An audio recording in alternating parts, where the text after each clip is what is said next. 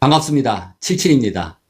요즘에 제가 지금 시공하고 시공 관리하는 건물이 있는데 3층짜리 철근 콘크리트 주택입니다. 그래서 이제 다음 주에 마지막 층, 맨 위층 콘크리트 타설을 해서 이제 골조는 그렇게 해서 완성이 되게 되는데, 이 철근 콘크리트 하다 보니까 생각이 나는 게 있어서 여러분께 굉장히 중요한 내용입니다.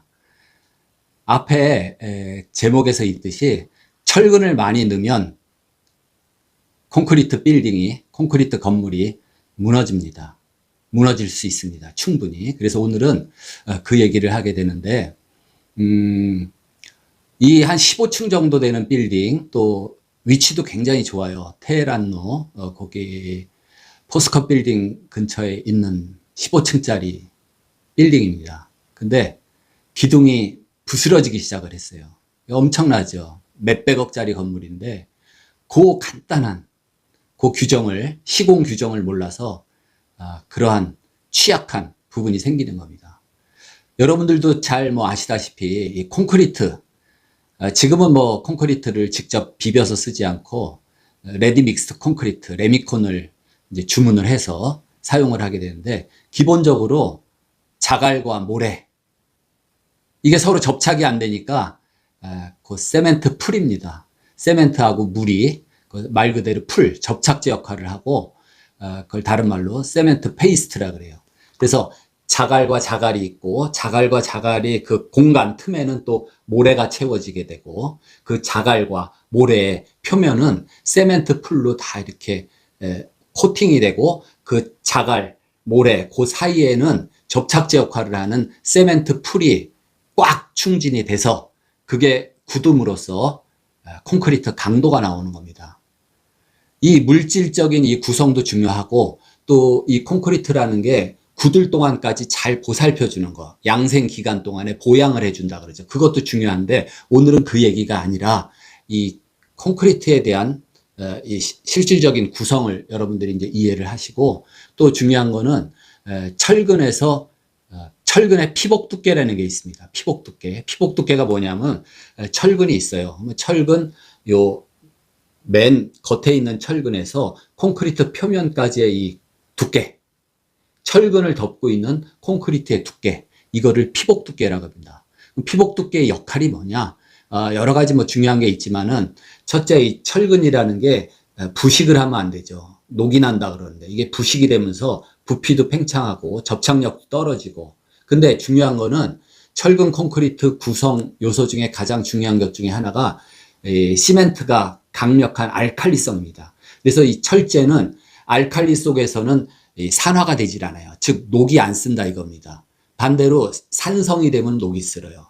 그래서 이 철근이 이 강력한 알칼리 콘크리트 안에 있을 때 부식이 안 됩니다. 그렇기 때문에 적당한 이 피복 두께는 철근 부식, 산화를 막아주게 돼요. 그 다음에 또 중요한 거는, 이 철근은 어떤 화재가 났을 때 기본적으로 건물 화재는 불과 5분, 10분 만에 한 1000도씨 이상 올라갑니다. 화재가 났을 때. 근데 이 철근이 한 500도씨 정도 이상만 올라가도 자기 이 강도의 2분의 1로 떨어져 버려요. 그래서 이게 굉장히 열을 받으면은 강도가 확 떨어집니다. 그래서 건물이 붕괴가 될 수가 있죠. 근데 이 콘크리트가 피복을 하고 있다, 철근을 이렇게 덮고 있다 그러면 그 열받는 속도를 상당히 지연시켜 주기 때문에 내화 성능을 또 갖추게 돼요. 또 한 가지 중요한 거는, 이 철근이 콘크리트 안에서 콘크리트와 철근이 하나의 일체가 돼서 꽉 붙어 있어야 돼요. 이게 이렇게 미끄러져 빠진다든지 부착력이 시원치 않으면은 건물 강도가 굉장히 떨어집니다. 그래서 중요한 거는 이 철근과 콘크리트의 부착력이 굉장히 좋아야 된다. 부착력이 좋으려면은 철근 표면이 거칠거칠할수록 좋다. 이 철근에 보면 마디가 있는 E형 철근을 쓰죠. 디폼드 바라 그래가지고, 그게 왜 대나무처럼 이렇게 마디가 있냐? 이 부착력이 좋기 위해서 그래요. 그리고 또 한 가지는, 이 철근이 바로 생산돼서 나왔을 때보다도 약간의 녹이 슬었을 때, 녹이 한 5%까지 이 부착력이 더 오히려 증가를 합니다. 그래서 철근이 약간 녹슬었다 그래서 너무 염려할 필요는 없어요. 그래서 이 부착력, 철근이 콘크리트하고 꽉 붙어 있는 이게 굉장히 중요한 겁니다. 자, 또 한 가지가 있는데 이 철근에서 철근의 순간격이라는 게 있습니다. 철근. 자, 철근을 다 이렇게 뭐 보가 됐던 기둥이 됐던 철근을 이렇게 배근을 하잖아요. 그러면 철근과 철근의 요 사이의 요 틈, 요거를 순간격이라고 합니다. 그게 오늘 말하려는 핵심입니다. 그 순간격을 지키지 않으면 큰 문제가 생길 수 있다 이겁니다. 그래서 이 철근의 순간격은 뭐 보호 경우하고 기둥이 좀 다른데 오늘의 얘기는 이제 기둥이 부서지기 시작했으니까 기둥에 관련해서 얘기하면은 기둥은 요 철근과 철근, 주철근 간의 간격이 자, 세 가지 중에 제일 큰 값. 40mm 이상 돼야 된다. 두 번째는 철근 요 직경에 1.5배 이상이 돼야 된다. 이 철근이 직경이 20mm 철근이에요. 그러면 1.5배니까 3cm 이상은 돼야 되겠죠. 3cm 이상. 또 하나는 굵은 골재 최대 치수보다 3분의 4배 정도는 돼야 되겠다. 그러면 우리가 레미콘을 신청을 하면은 레미콘에 그 송장이라 그러죠. 그 품질 송장 납품 확인서에 보면은 자 무슨 콘크리트냐 그냥 일반 포틀랜드 시멘트를 사용한 일반 콘크리트냐 콘크리트의 종류 그다음 콘크리트의 강도 전에는 스퀘어센치당 킬로그램 압축 강도를 썼는데 지금은 이제 MPA라는 단위를 씁니다. 요게 뭐 180kg짜리냐, 210kg짜리냐, 240kg짜리냐 그 강도가 나와요. 그 다음에 또 하나가 콘크리트의 그 슬럼프 값 얼마나 이게 콘크리트가 된지 진지 그 슬럼프에 대해서는 제가 뭐 이 시간에 자세히 얘기하자니까 시간이 그렇고 그 다음에 또 하나가 굵은 골재 최대 치수가 나와 있습니다. 보통 건축에서 쓰는 거는 자갈의 최대 치수죠. 25mm짜리를 써요. 그러니까 자 철근의 이 간격은 뭘로 한다? 세 가지 중에 제일 이 넓은 간격으로 채택을 한다. 기둥 같은 경우는 40mm 이상 요 순수한 요 간격이 그 다음에 철근 지름의 1.5배 주철근 지름의 1.5배 또 하나는 굵은 골재 최대 치수 그러니까 자갈 직경 레미콘에 보면은 보통 25mm 25mm의 3분의 4배 그러니까 약 1.3배 되는데 그 세 값 중에서 제일 큰 값을 순간격으로 유지를 해야 돼요. 철근과 철근 간격을.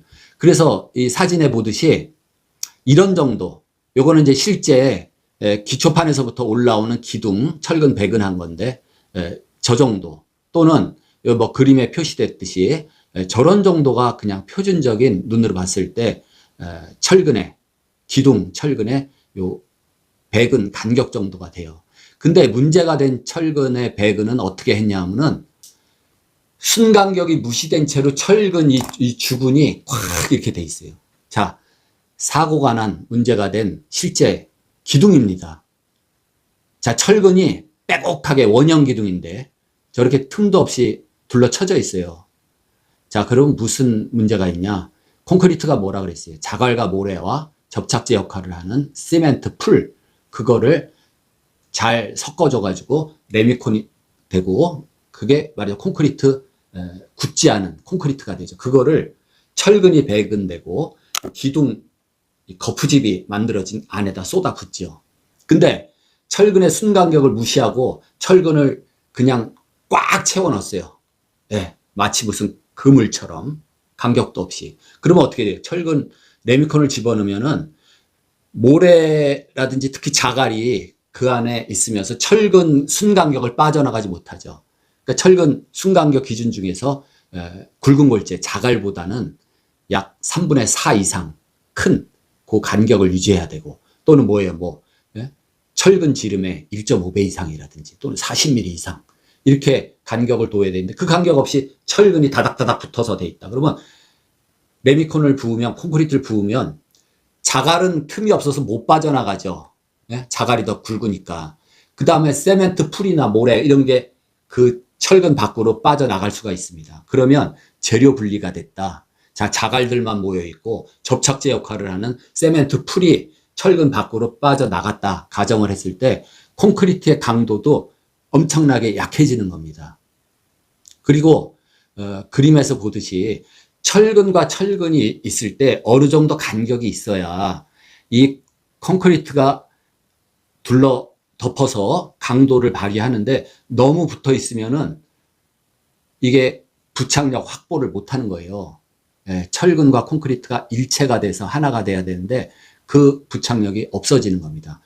또 지금 원형 기둥에서 보면은 그 피복하는 콘크리트가 제대로 된 자갈, 모래, 시멘트 풀이 된 그런 콘크리트가 채워져서 피복이 돼야 되는데 이 원형 철근에 막혀가지고 가운데는 자갈이 들어있고 이 철근 바깥으로는 세멘트 풀이랑 이게 이제 흘러나갔어요. 그러면은 재료가 분리됐기 때문에 이 주철근, 기둥의 주철근을 잡아주는 힘이 없을 뿐더러 또 주철근 바깥의 그 피복 두께가 이게 확보가 되지 않아서 강도가 상당히 떨어집니다.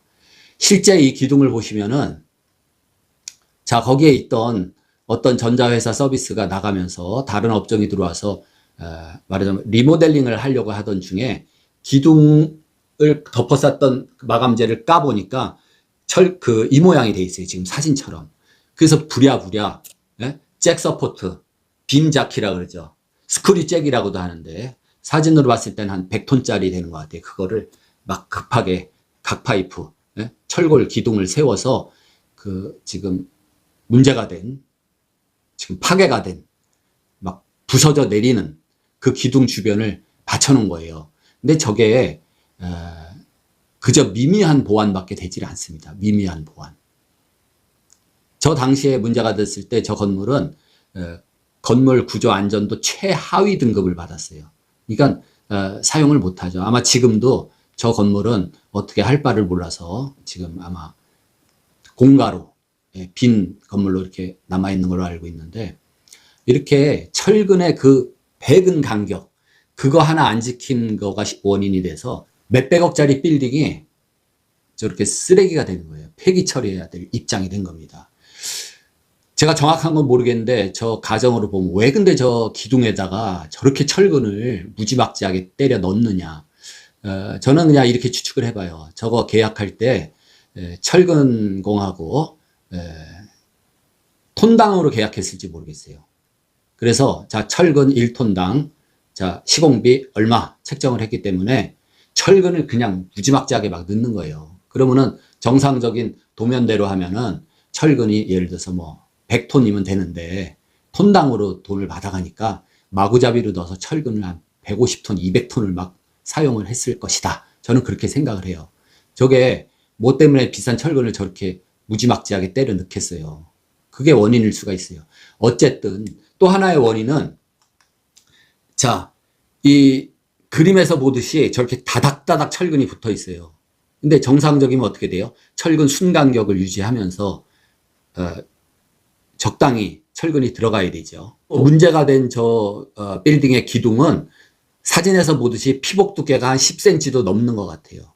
그래서 피복 두께 규정이 있는데 최소 피복 두께라고는 하지만은 그 최소자가 붙어서 피복 두께를 두껍게 하면 두껍게 할수록 좋은 거는 아닙니다. 특히 이런 기둥 말고 보부재 같은 데서는 보에서는 이제 뭐 상부 철근, 하부 철근이 있으면은 이 정확한 위치에 철근을 넣어야 되지 이 철근이 보 같은 경우에 위아래 철근이 이렇게 가까워질수록 피복 두께는 두꺼워지잖아요. 굉장히 취약하게 돼요. 그 자세한 거는 제가 다음 기회에 말씀을 드리고 이제 기둥 같은 경우에도 이 피복 두께를 적정하게 맞춰줘야 됩니다. 자, 예를 들어서 원형 기둥인데 주근이 예를 들어서 20개가 들어가게 돼 있어요. 근데 적당한 피복 두께를 갖춰서 적당한 위치에 들어가면은 순 간격이 나올 수도 있지만은 이 주근을 가운데로 이렇게 몰았어요. 그러면 점점 순 간격이 철근 간격이 좁아질 거 아니에요? 네.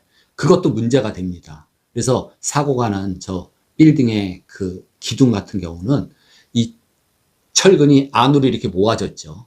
순 간격이 점점 적어지고 저런 콘크리트에 재료 분리가 생긴다 이겁니다. 또 하나는 자 철근과 철근을 이을 때 그 사고가 난 빌딩 겹침 이음으로 이렇게 이었는데 철근의 겹침 이음이라는 거는 이게 인장을 받는 철근은 철근 직경의 뭐 40배 이 겹치는 길이 또 이런 압축을 받는 위치에 있는 철근은 25배 이렇게 겹쳐주는 겁니다.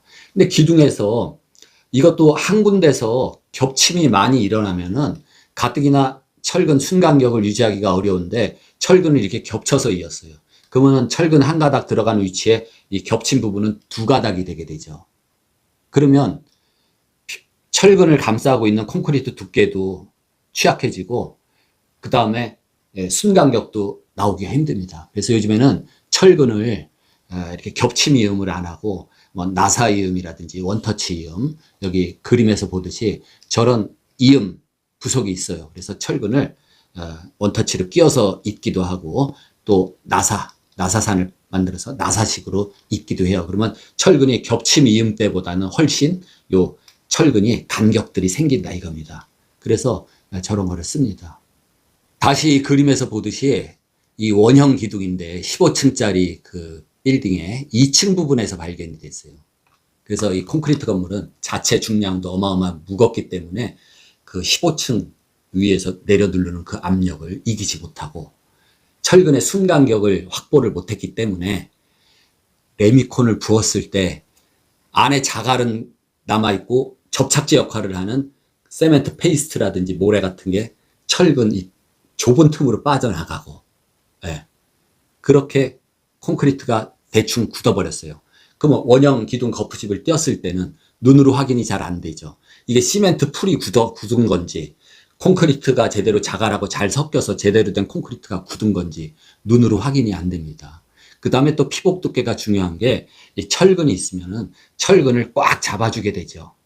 그 다음에 이 주철근을 잡아주는 또 중요한 역할을 하는 게 지금 사고 난 빌딩에서도 보듯이 이 사각철근은 띠철근이라 그래요. 그래서 사각형에 맞게 이렇게 띠 형식으로 철근을 구부려서 사각형으로 이렇게 채워줍니다. 그 간격 규정이 있어요. 맞춰 채워주는데 원형 철근 같은 경우는 그거를 주철근을 감아주는 나선철근이라는 게 있어요. 띠철근 역할을 하는 거랑 똑같은데 스파이럴 철근이 있습니다. 그것도 지금 사고 난 저 사진에 보면은 그 간격이 눈으로 보기에도 너무 벌어져 있어요. 그러면 이 감아주는 주철근을 감아주는 이 띠철근의 역할은 뭐냐? 이 주철근의 위치 확보뿐 아니라 자 여러분들 보세요. 철근이 있어요. 길면 길수록 자 이게 그냥 이런 상태에서 압력을 가하면 어떻게 돼요? 압력을 제대로 받지를 못하고 어느 순간 이게 구부러져 버립니다. 이렇게 구부러져 버려요. 그러면 힘을 못 받겠죠. 왜 차력하는 사람들 목에다가 뭐 철근 같은 거 대고 막 눌러가지고 이게 철근이 구부러지는데 길어서 그래요. 길어서 이 긴 부재는 어떤 압력을 받을 때 버클링 좌구를 하는 겁니다. 이게 좌굴. 이러한 약한 힘에 손가락 힘에도 좌구를 해버려요. 좌구를 하면은 힘을 못 쓰는 겁니다. 근데 이 차력쇼를 하는 사람들이 철근을 이렇게 뭐 짧게 해가지고 갖다 눌러봐봐요. 그럼 목에 빵꾸가 나죠. 이게 좌굴이 되겠습니까? 짧은 게. 그래서 이러한 기둥 철근 같은 거, 3m, 3m 50짜리, 이런 4m짜리 기둥 철근들이 쭉 서 있는데, 걔를 누가 잡아줘요? 스파이럴 철근, 사각기둥에서 띠철근이 잡아주고, 그 다음에 중요한 게 이 피복, 콘크리트 피복이 단단하게 굳어서 얘가 콘크리트 기둥 안에 있는 철근이 좌구를 하지 않느냐, 버클링을 하지 않는 그러한 역할을 하는 거예요. 역할을 하는데, 자, 순간격 없이, 이렇게 그냥 무슨 철망처럼 이렇게 간격도 없이 말이에요. 부어 넣어가지고, 이 철근 바깥에 피복 역할을 하는 부분에는 세멘트 풀이 가 있고, 가운데는 자갈인데, 자갈 사이에 그 빈틈을 세멘트 풀이 거기에 채우고 있어야 되는데 그 풀들이 빠져나가고 콘크리트도 압축 강도가 약하고 콘크리트 압축 강도가 약하고 이 부착력이 없으니까 피복도 부스러져 떨어지고 그 다음에 그 잡아줘야 될 주근을 잡아줘야 될 그 피복 콘크리트라든지 그 걔네들이 얘를 단단히 잡아주지 못하니까 이 버클링 이렇게 좌굴이 돼버리는 겁니다. 철근이.